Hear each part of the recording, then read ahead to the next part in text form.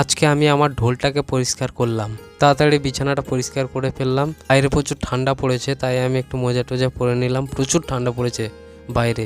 তারপর আমি ঢোল পরিষ্কার করতে গেলাম। এই ঢোলটা অনেক দিন ধরে এরকম পড়ে আছে, অনেক ঝুলটুল পড়ে গেছে, তাই ঢোলটাকে নামিয়ে একটু পরিষ্কার করে নিলাম। এবার রিহার্সেল হবে।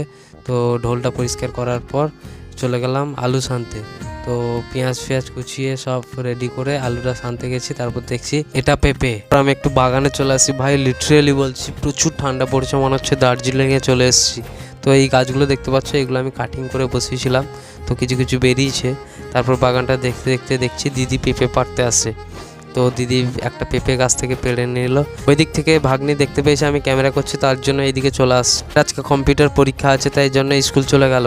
আজকেই দেখলাম এই ফুলটা কত সুন্দর ফুটেছে, এর আগে কিন্তু বাগানে দেখিনি। কি জ্বালা বলুন তো, বন্ধুটা সকালে এসে এই গাড়িটা আমাকে দিয়ে যায় এবং আমার কাছ থেকে কিছু টাকা নিয়ে যায়। বলেছিলাম গাড়ি